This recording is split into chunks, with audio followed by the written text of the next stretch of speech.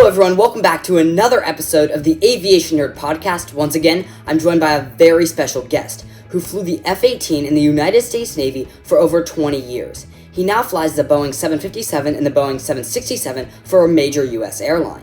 He currently hosts the very popular Fighter Pilot podcast, and he also recently published a book called Through the Yellow Visor, which I've even left a link in the description box below if you're interested in picking up a copy. Throughout his career, he overcame several obstacles that demonstrate why persistence is so important for a career in aviation. So please help me welcome Vincent Aiello, call sign Jell-O, to the podcast. For sure. Okay, so clearly you ended up going into the military, and I know we talked about how you saw an air show early on in your life, and there were fighter planes. And from what you said in your book and other interviews, they did a live missile shooting at the air show, which I've never seen. I don't think they still do that at air shows today, which sounds pretty freaking awesome. But how did you end up deciding initially to go into the military? Well, the military was the only place to be a fighter pilot. I had no real draw at that time to be an airline pilot. And so it really, I think maybe the better question is, how did I know I wanted to be a Navy fighter pilot? And I had talked to an Army recruiter when I was about your age, and I thought, that's cool, Apaches and Cobras, and I think the Cobras were gone by then, but different aircraft that they have, and said, no thanks. And then also just ruled out the Air Force. And I know plenty of quality Air Force people. Maybe I did them a favor by just taking myself out of the pool for them. But I was really close to being a Marine, Nathan. I was a signature away, and the reason I didn't sign the paper was because I realized, even at a young age, that with the Marine Corps, it's about being a Marine, and then how can I serve? Oh, I can serve as a pilot? Great, sign me up. And in my case, right or wrong, that just wasn't me. I wanted to be a fighter pilot. And so the Navy made sense. Plus, my family heritage is from a seafaring country, Denmark, where my mother is from. And she's part of a Maersk shipping company. We've always lived near the ocean. And so the Navy just seemed a natural fit. Nice. And now in the book, and I guess now we've already talked about it, I wasn't prepared for you flipping the script on me there, but in the book you talked a lot about some of the challenges of you getting into naval aviation. And I know that you talked, we just talked about some of the issues that you had with your ear when you were younger. But, kind of how did you overcome those challenges? And I know persistence is a huge thing in not just military aviation, in life in general, but also just the whole entire aviation community. So how did you overcome that obstacle? I think persistence is the best word, Nathan. I don't know how else to put it. And when people ask me, where did it come from, or how did you get to be that way? I shrug and say, I have no clue. I just wanted something badly enough. And I feel like humans share this. I mean, right? If you want something like this video, I mean, you had to email me a couple times. I was being a little standoffish. And to be perfectly blunt, as you said, a lot of people don't even look at your channel. I looked at your channel. I said, well, this guy's not doing much. But then when you told me you were 14, I said, holy smokes, I have to honor that. And so good on you again for that.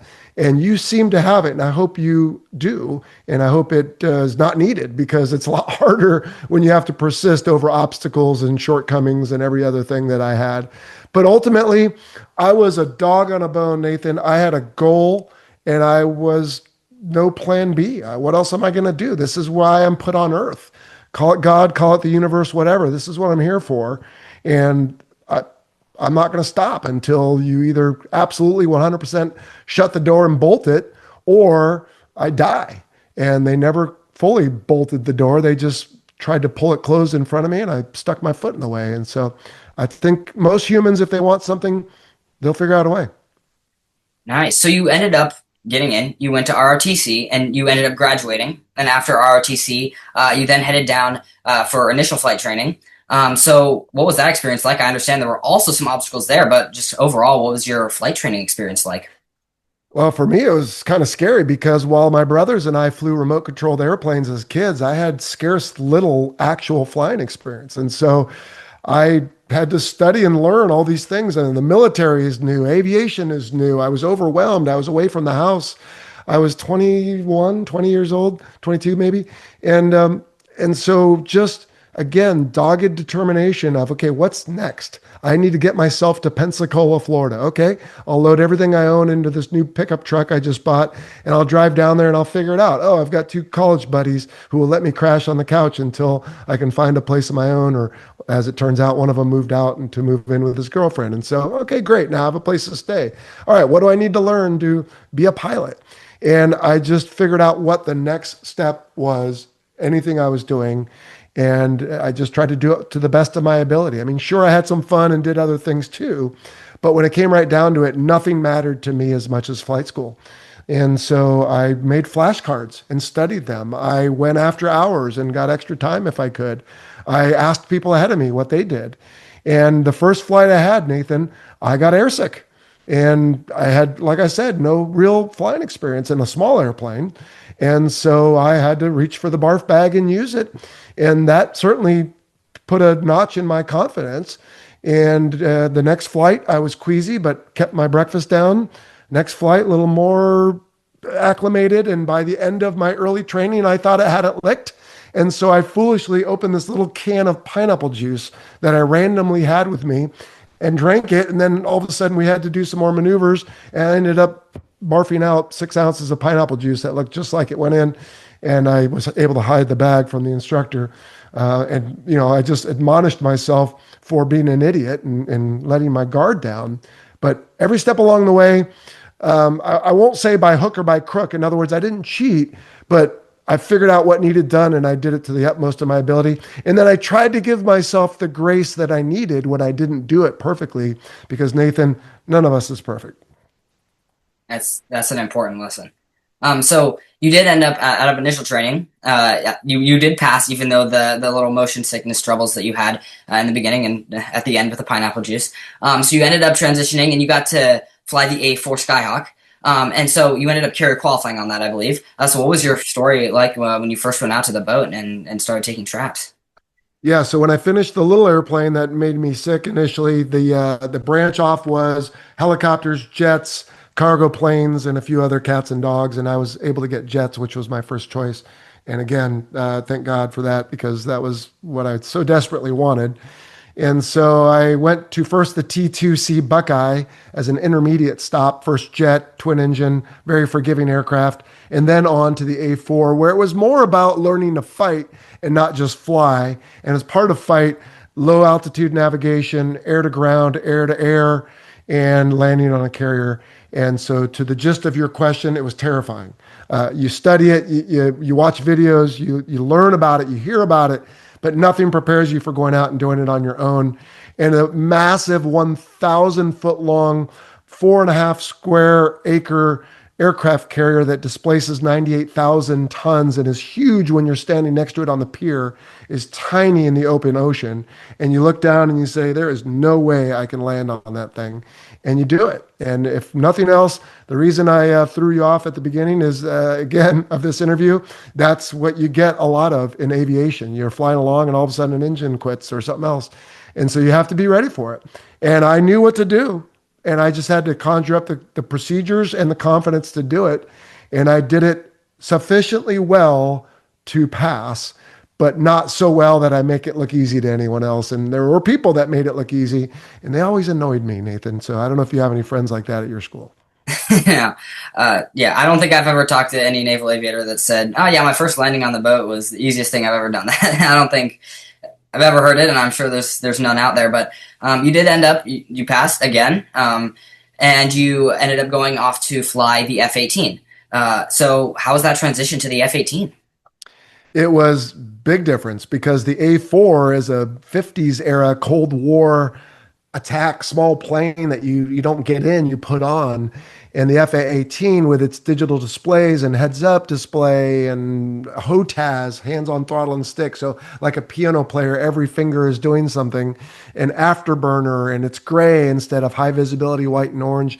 Walking out for my first solo, just a few flights into the syllabus, Nathan, was memorable. Again, it's in my book, Through the Yellow Visor. Just a single seat, shark gray F-18, thinking, this is what I've worked so hard for so long for.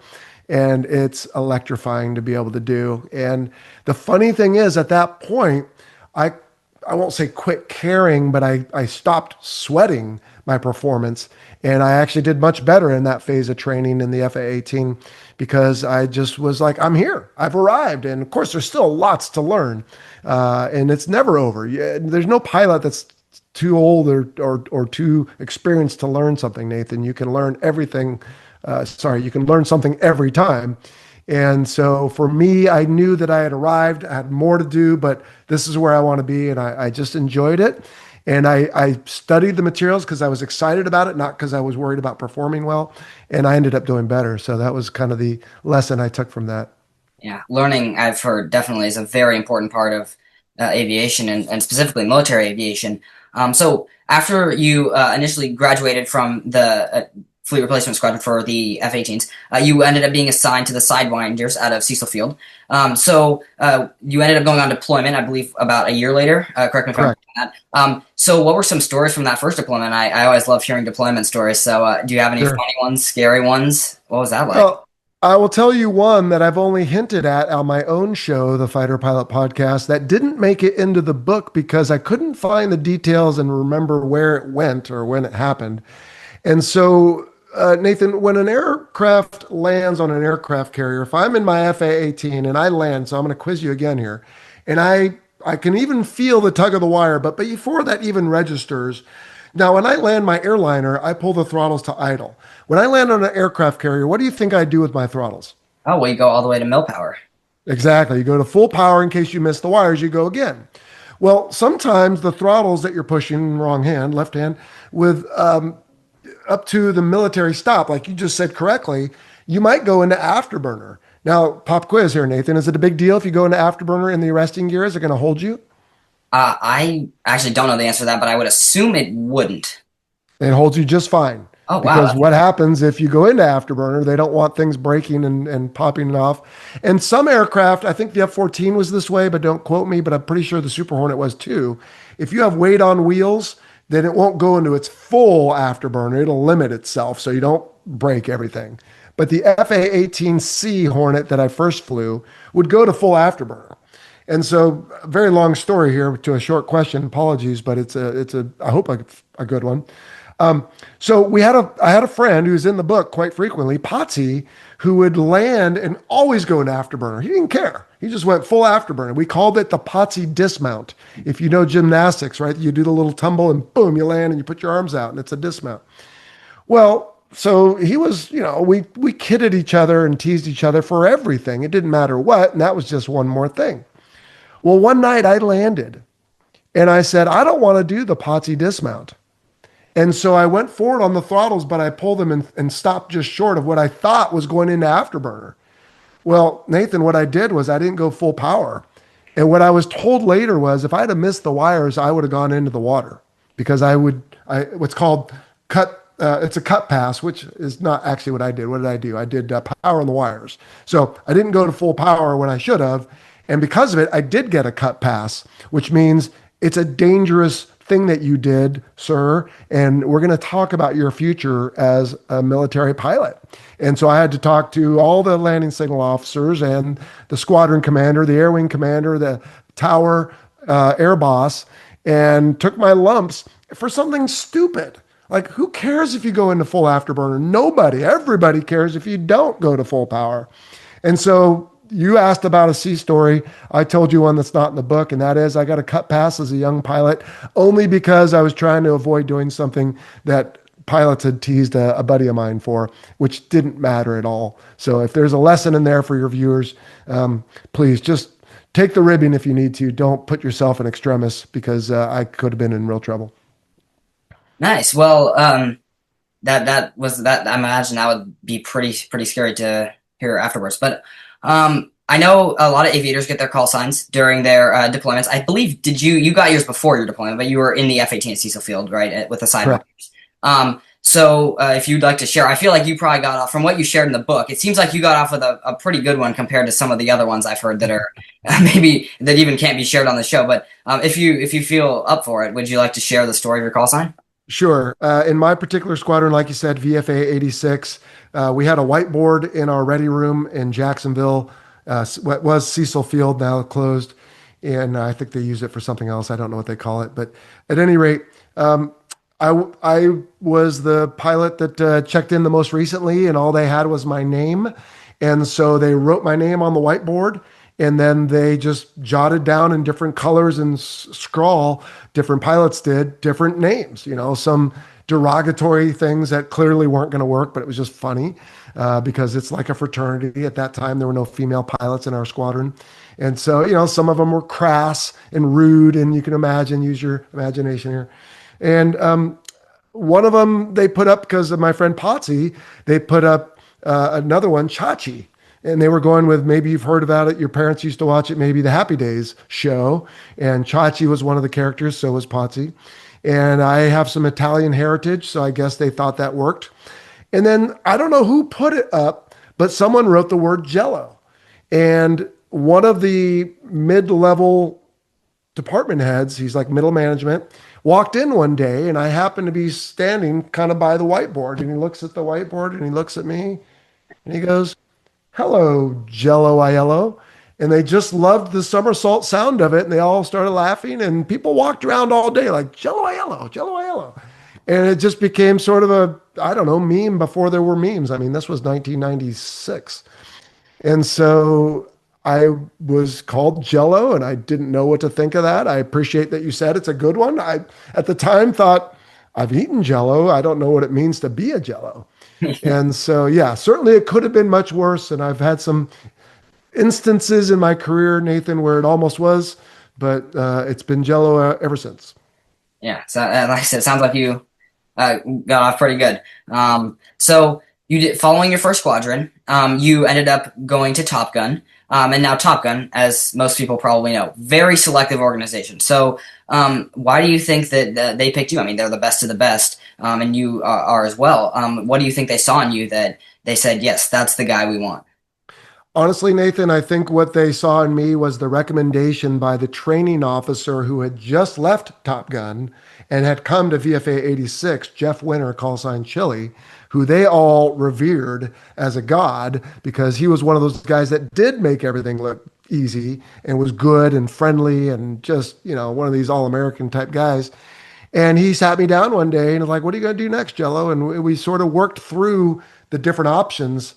And what I told him is I didn't want to be an LSO because frankly, I wasn't very good. I didn't want to go be a Blue Angel or an astronaut. I thought maybe what I wanted to do was get good at flying and fighting the FA-18. He goes, "Well, you should go to Top Gun." And I thought, man, that's what other people do, not me. But I had thought the same thing about being a fighter pilot years earlier before my stepdad said, "Why not? Go for it." And so his recommendation, I heard from other staff members later, was almost singularly, they all looked around at each other like, "Chili likes him. Anybody got any issues? Nope. Okay, he's in." So I'd like to hope it's more than that, Nathan. But honestly, I think it had a lot to do with his recommendation. Well, it must have been. I mean, you clearly had, you were really good enough in the airplane and smart enough to be able to graduate, and that's the best of the best in the world. So very much congratulations on that. So, when you graduate, and I know you talked about it in the book as well, when you graduate, you get a Top Gun patch to put on your flight suit. So what did it feel like? And that patch isn't just given away, it's earned. So what did it feel like when you were able to get that Top Gun patch? What were some of the emotions that were going through your head? Oh gosh, relief, pride, if it's not one of the seven deadly sins, just but from a job hard fought and won. Just the amazing feeling of being part of a fraternity and just something special that was bred during a time of difficulty in Vietnam and the legacy of the people before me. So there's a very high standard to be accepted and to stay and to be called a Top Gun instructor. So being a Top Gun graduate was that first step that you're talking about. And the doors leading to the building where Top Gun existed in that time at Naval Air Station Fallon, Nevada, had a little bit of a mirror finish to them. And I remember walking towards it with a new patch on and thinking, whoa, hey, that's amazing. I'd done the same thing with my wings. I'd done the same thing with a flight suit. At different phases, you kind of always leveling up. And so I looked at that bright, shiny new Top Gun patch and thought, wow, Look what humans can do. Not look what Vincent Aiello can do. Look what humans can do. Because I am decidedly average in my opinion, and maybe my wife's too. I don't know, but at any rate, I figured if I could do it, anyone could do it. Nice. So you did end up graduating from Top Gun, and like you talked a little bit about, you ended up getting to stay on the Top Gun staff there. So how did that come about?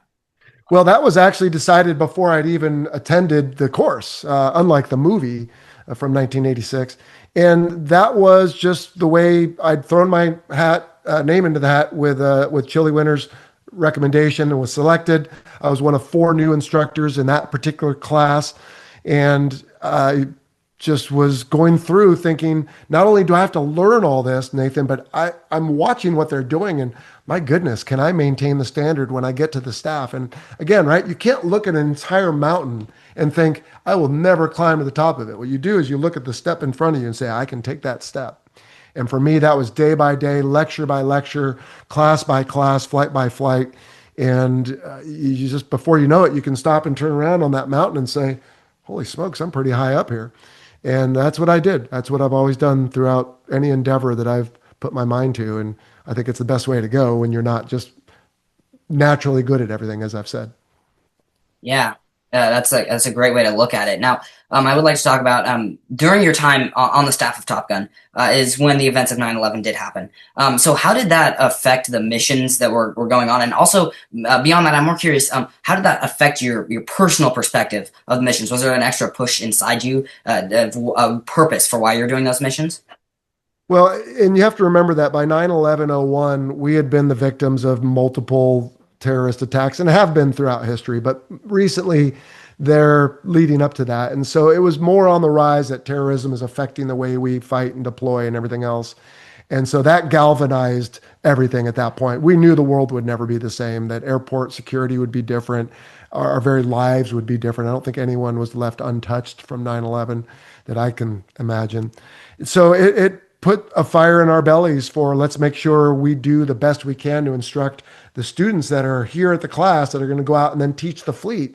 And some of us will be leaving Top Gun soon and going to these squadrons and maybe out fighting this new war we find ourselves in.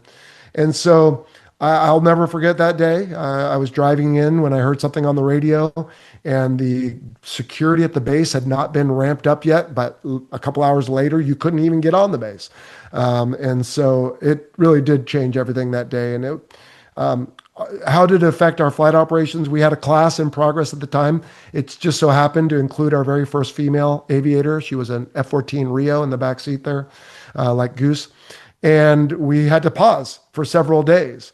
And so that was the big thing is we're on a very tight, stringent plan to get everyone graduated and out the door. But hey, look, nobody's flying in the United States of America. So obviously we're not going to get a special pass. We were able to start flying by the end of the week because I think that was a Tuesday. And then we made up on some weekends. The other thing that happened was Fallon, Nevada is the middle of the high desert east of Reno in the Sierra Nevada mountains, purposely initially built there because far enough away from the coast that they didn't think the Japanese would be able to attack during World War II.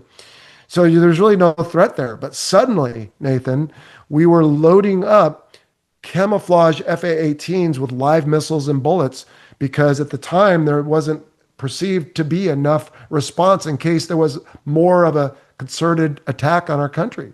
And so here we are, Top Gun instructors standing around in flight gear with so many loaded aircraft outside ready. If they say, hey, you need to get airborne right now, there's an aircraft we can't talk to. And so we were ready. And the biggest thing that really we sat and talked about that we had not prior to that was, how do you shoot down an airliner? And will you? And what are you thinking in that moment? And so we talked about some of the different tactics if, God forbid, we should be asked to do that. Yeah, that must have been a strange mission. And me personally, I was not alive at that time, but hearing stories from you and my parents and other people who were alive at that time, I can tell how influential that event was in not only American history, but world history. But for you, after you left Top Gun in 2003, I believe, you had your son, Slater, right? That's his name. And so you also moved around that same time. You ended up moving to Lemoore. And shortly after that, you ended up deploying. So what was it like deploying and then now having a family back at home that you're thinking about? And you care about as well. So what was that like? Well, that was my third deployment, Nathan. The first one I was engaged, the second one married, but no children, then went to Top Gun.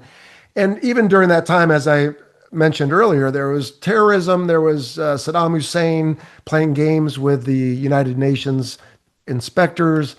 And so you always know that it's dangerous. Even in training, it's dangerous to land on carriers and fly military aircraft. But over or Iraq, where I'd flown multiple times at that point on two deployments, it was, obviously an elevated level of activity. Well, I missed Afghanistan, but in 2003, if you've read the world events, there was a newfound push to finish up, if you will, in Iraq, and President Bush II finished up. I think in his mind, maybe, I don't know, I don't want to guess, but there were some untied strings from his dad's battle there, and so the perceived weapons of mass destruction, et cetera, et cetera. That's probably not where we want to go with this. But at any rate, in 2003, Afghanistan was raging, but now there's this renewed look at Iraq. And so I boarded USS Nimitz not knowing, are we going over there to fight? And what's it going to be like? Is he going to detonate, nuclear or biological or chemical weapons? What's the future hold? And as it turns out, it was much ado of nothing, because Nimitz ended up being the cleanup carrier. There were four carriers there. You might remember, somewhat famously, Lincoln came home, mission accomplished, which ended up being a bit of a smudge on the whole thing, because then we ended a protracted war for many years after that. But Nimitz showed up after the bulk of the fighting, and so we were the cleanup kids that didn't do much. Some of the aircraft in our squadron did employ, but we were a presence. We were available, which in my opinion is achieving the mission, even if you don't actually go kinetic and drop weapons. Yeah, that sounds like that sounds like a good deployment. I'm sure you have tons of stories to share from that one. I know we got into some from your first one. We are a little tight on time here, and I'd love to hear all of them. And like I said, unfortunately, we don't have time. But I know a while after that deployment, you wanted to keep flying, like you talked about in the book and you've talked about in other interviews. But you ended up moving to Japan. And while you were in Japan, you ended up having some heart issues, I believe. So do you want to go into some of those stories and how that happened? And again, we talked about persistence as far as getting back into the jet.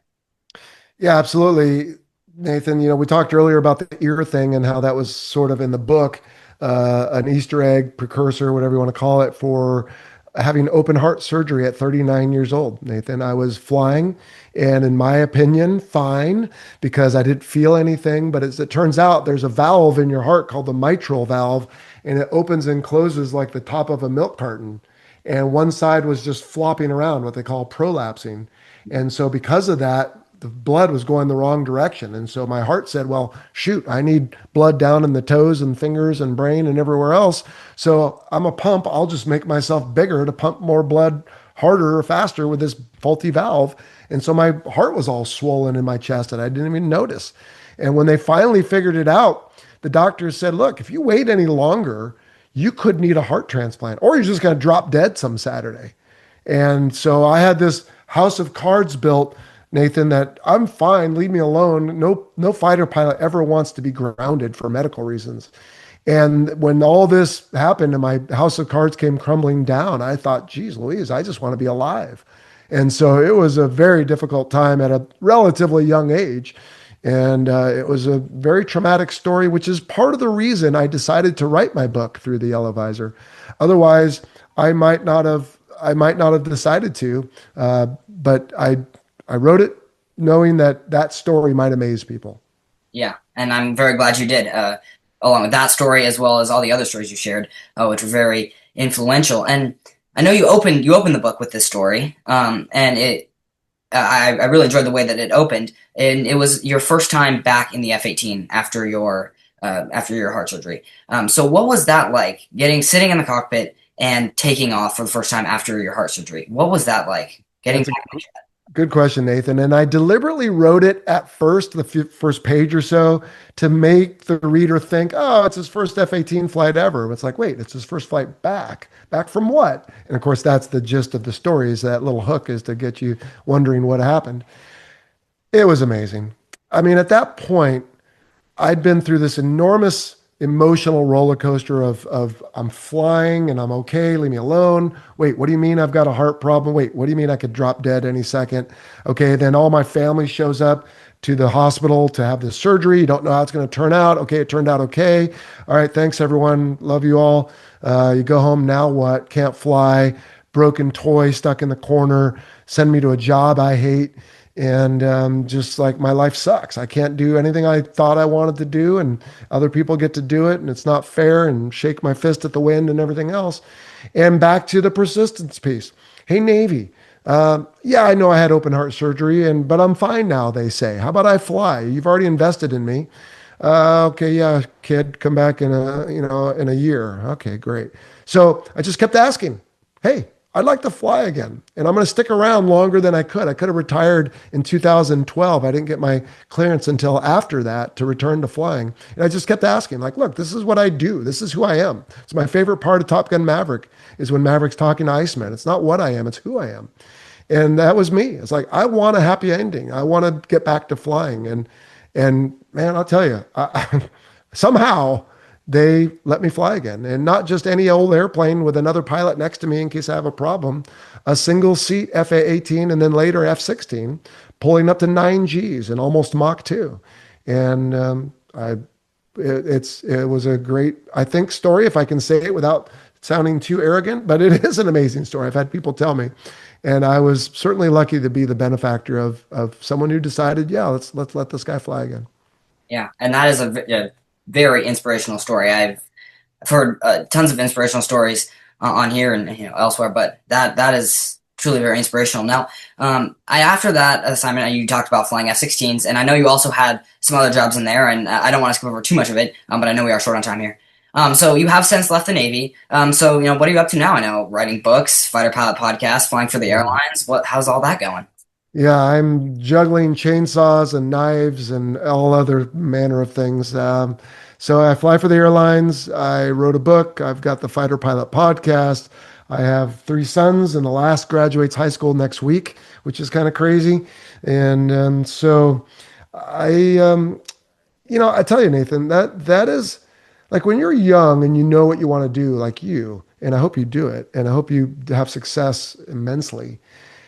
It's easy. And I used to, dare I say, scoff at my friends in high school. Like, what do you mean you don't know what you want to do? Find out what you're passionate about and go do it.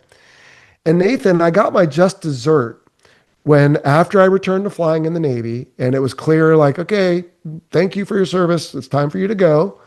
And I started looking around like, now what? And I didn't know. And I felt like I was 18 again. And I had no clue. And to be honest, I didn't really aspire to being an airline pilot, but I sort of fell into it because nothing else gripped me as much as being a fighter pilot did. And I knew I needed to help put food on the table. My wife also works. And I thought, well, from what I hear from people, it's kind of easy and it pays well and you get to travel. So I found my way into the airlines, and I, for the first couple of years, thought about quitting because it's like, maybe there's something better out there. And then COVID happened, and I really thought about quitting because I live in San Diego, and my airline wanted to move me to an airplane in John F. Kennedy Airport in New York. And that's corner to corner, which commuting is the hardest part of this job, or at least the most undesirable part of it. And so we got back from the COVID thing pretty quickly, and then I was selected for captain. And once I moved into that seat, I realized that the job can be very good when you're the one who can set the tone for the cockpit and for the flight attendants and for the passengers. And so I won't say I absolutely love it. This is what I was put on earth to do, like I was my previous career, but I think I'm decent at it, and I seem to be able to do it well, and it compensates me fairly handsomely. So I intend to do that until I have to retire in another 10 years or so. Well, what are you flying at the airlines? What jet are you flying? I have a double qual in the Boeing 757 and 767. So I've had as short as 30-minute flights from Atlanta to Savannah, Georgia, and I've had 9.5-hour flights from Honolulu to New York. And how does the 757 and 767 compare to an F-18 or even F-16? They both have wings and jets and go in the air. All right, so that's a good. No, it's a totally different kind of flying. I have young pilots Nathan, that came straight out of college and a couple of hours here and there, and they're in their 20s, maybe early 30s, and I say, go find something else to do while you're young and energetic. I can't imagine doing that job for 40 years and nothing else. So I encourage a lot of them to go look at guard units or still maybe join the military if they can, or at least get a side hustle. But it's okay at my age because I've had my fun. I've pulled 9Gs. I've flown Mach 1.93. I've been to 54,000 feet and 50 feet. And so I've done it all except eject, which I didn't care to do, and shoot someone down, which very, very few people do. And so I had a great career, and now I'm ready to embrace the gray in my hair and live the life that's a little more gentlemanly, dare I say. Yeah, and that's a great story. And now, for anyone out there who's listening and wants to hear more of Jell-O stories, Through the Yellow Visor is a great book. I read it. I'll also put it in as a graphic as well, so anyone can go pick it up. It's a great book. Now, before I ask you for your advice, so I'm pretty big on asking for advice and lessons learned and things we can take away from it. Now, for anyone who's interested in going into a career in military aviation, or any other job, what would be some advice that you could give for people to just have success? Well, when it comes to aviation, I would say go get some aviation experience and make sure you're aeronautically adaptable, because you might be concerned about your air sickness or your fear of heights or your being the person in charge. I mean, when I fly a 767 with 250-ish people on board, ultimately they're all relying on me. And if you can't handle that, then, first off, you don't just jump to that, of course, but contemplate that and what your strengths in life are. But also be amenable to receiving feedback. And some of it can be critical. And not everybody likes hard debriefs. And so you need to be able to be corrected and to bounce back if you have a bad flight and do it better the next day. And so I would say, pour yourself into whatever your trade is. For some, it's aviation. If they're watching this, most likely it is. For others, it could be art, it could be teaching, it could be cooking, it could be any number of a million things, Nathan. It could be YouTubing. And figure out what it takes to be good, put the time into it, accept the hard feedback, and bounce back anytime you have a setback. Yeah, that's great advice, and you have given great advice throughout this episode as well. That's all the time we've got, and that's all the questions I have as well. So, like I said, thank you so much for taking the time to be here. Do you have anything else you want to add before we end it off? Nathan, depending on what you decide to edit later, I'd like to finish where we ended, which is to just commend you. Finish where we started, which is to commend you for what you're doing and who you're becoming as a young man. And I just admire your initiative and your ambition. And I hope you do find your way into aviation. And I think what you're putting on this channel is great. You're giving people a chance to tell their stories. You're developing in you the confidence to ask people that are much more senior, whether it's experience or age or whatever. Thank you. Thank you so much for the encouragement.